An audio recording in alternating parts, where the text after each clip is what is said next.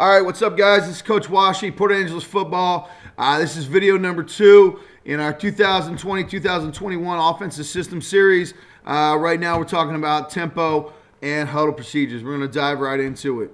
Okay, the purpose of this video is to discuss the why of our quick huddle system. You know, our tempos, our cadences. You know, why we do the things we do. Our kids need to understand, all right, that this whole thing is an intentional process, and it's super, super important that they execute these fine details so that the big picture comes together effectively. So let's get into it. Let's start talking about tempos right now.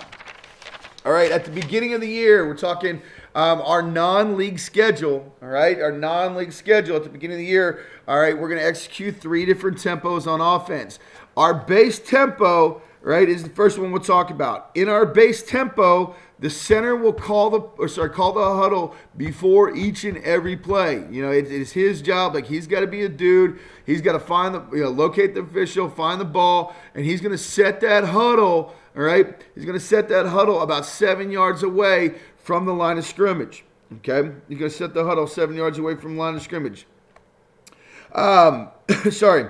The quarterback will take as much time as he needs, or as much time as necessary, before actually, signaling to hike the football. The reason being, in our base tempo, we're going to utilize motion and we're going to utilize a lot of shifts.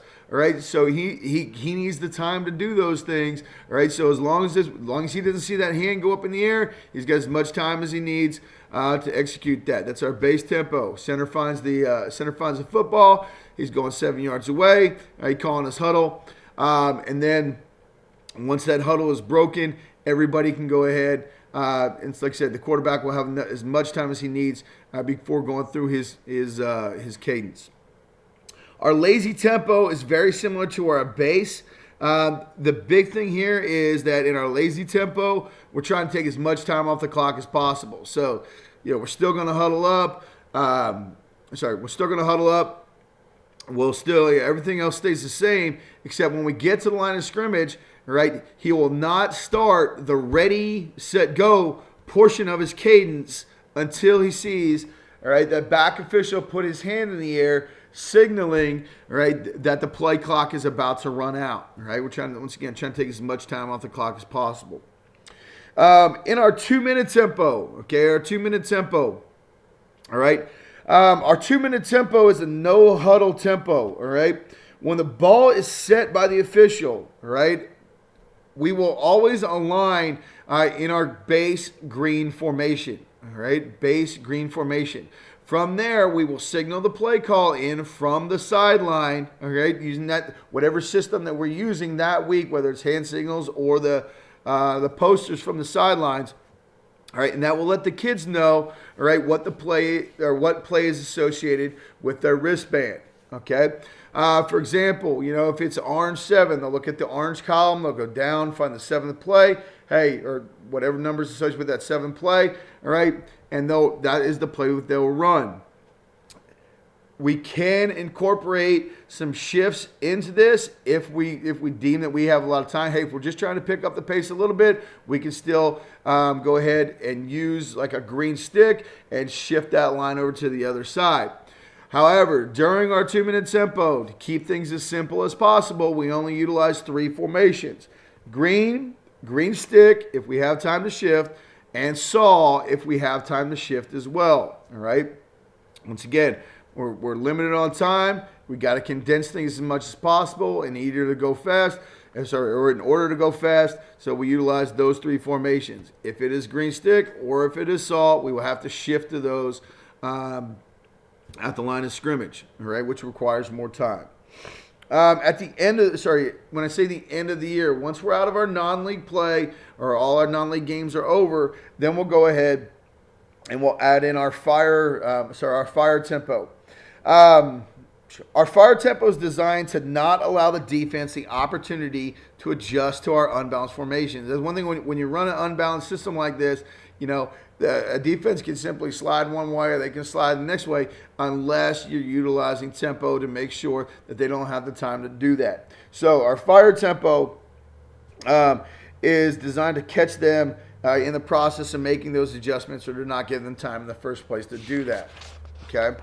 Now with our fire tempo, we're going to adjust the huddle just a little bit. Rather than being at 7 yards, we'll huddle at 5. Okay, we'll huddle at 5.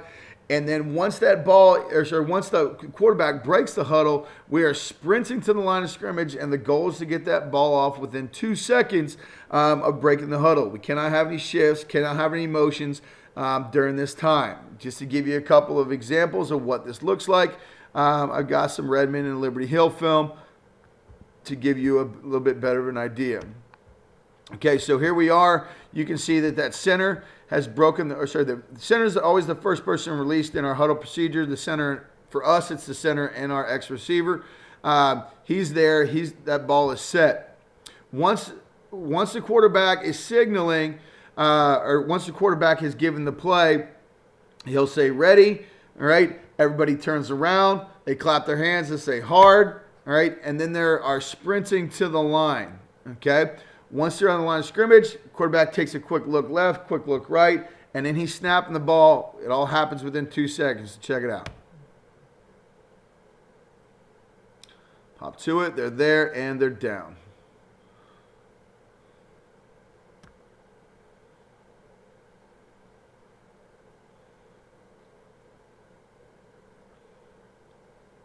There's your center popping out again. They're set, and the ball's already off. This is executing a different play.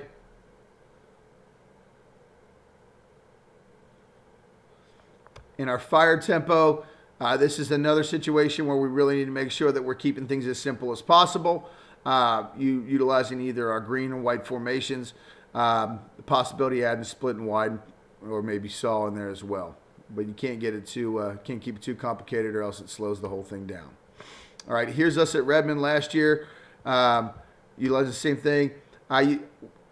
It was such a big thing for us. I used to cut it out of the beginning of our film. So this is really the best clip I can find, because I didn't want our opponents to get the film and seeing how fast we break the huddle and having them the opportunity to kind of prepare for that. So here's us. Doing the same thing. We just broken the huddle here. You can see we're popping up, and the ball is snapped right away. All right, so that's fire tempo, and like I said, the goal is to get that incorporated after the first or after league play is over, so we had enough time to practice it and run it efficiently. All right, huddle procedures. Now, our huddle procedures, and the reason that our huddle has to be as, executed like this is so that we can run all three of our tempos as quickly as possible and as efficiently as possible. All right? It's designed to accommodate our base, our lazy, and fire all together. First off, the players align in this horseshoe-shaped shuttle like you see at the top. The power side aligns on the right. The quick side, with the exception of the H, all right, is always over here on the left. The center and the X are at the top, and they're at the top for a reason, because like I said earlier, all right, once that X receiver brings in the play, he will go ahead, all right, he relays the play to the quarterback. The quarterback will tell it back to him, tell them the snap count, and then they're released to go to the line of scrimmage. All right? Once that happens, that quarterback's going to go ahead. He's going to take a step back. He's going to repeat the play, repeat the snap count again. All right? And then he'll follow it up with ready. Everybody will turn around. All right? Get ready to go to the line of scrimmage. All right? Once he says ready, they clap their hands hard. Once he says break, they clap their hands hard, and then they're off to go to the line of scrimmage. If they're going to the left side, if it is any formation that starts with white, the power side, right, will always go ahead. They'll cross the huddle first, right, and then the quick side will cross behind them. So just to reiterate here, like I said, I stumbled up on my words a little bit there before. All right. The X receiver will bring in the play, all right, from the sideline. All right, he lines up next to the center. He tells the quarterback, whatever the play is, green 28 war. The quarterback will look at him in the center. He'll repeat the play along with the snap count. Green 28 war on go. Once he does that, the center and X, they both leave. They head to the line of scrimmage. The quarterback will back up a step. All right, he'll repeat the play and the snap count again. Green 28 war on go. He'll say ready. When he says ready, that is the huddle's cue to turn around and face the line of scrimmage. He'll then say break. Everybody responds by clapping their hands. They say hard, and then they head to the line of scrimmage. If we're basing out of a green formation, the power side simply stays on the right. The quick side stays on the left. If we're basing out of a white formation, the power side crosses over and the quick side crosses over. All right. If we are in fire tempo, we change the depth of the huddle, all right, from 7 yards closer to 5 so we can get to the line of scrimmage faster, all right, and get the ball off much quicker. All right. Last but not least, we'll talk cadence very quickly. All right. Our quarterback's cadence is set for the most part, with the exception of fire tempo. All right. He's always going to go color down. All right. And then it's ready, set, go. So once he walks up to the line of scrimmage, all right, and he settles into his shotgun position, all right, he's going to rattle off any color other than blue, okay? Any color other than blue, right? If he uses blue in his cadence, that is our designator to go ahead and shift. So he can use yellow, red, green, whatever else. It doesn't matter as long as he doesn't use blue unless we have a shift call. So he'll come up the line of scrimmage. Green, down.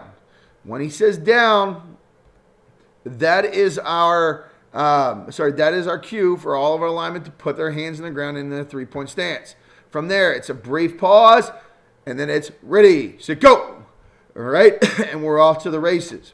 If there's any shifts or motions, okay, right, that need to occur, all right, the signal for that is simply for him to go ahead and clap his hands to allow that motion to occur. All right, if it's a shift, all right, the blue call tells everybody to go where they need to. If it's an individual motion, all right, he'll go ahead and clap his hands after putting everybody down.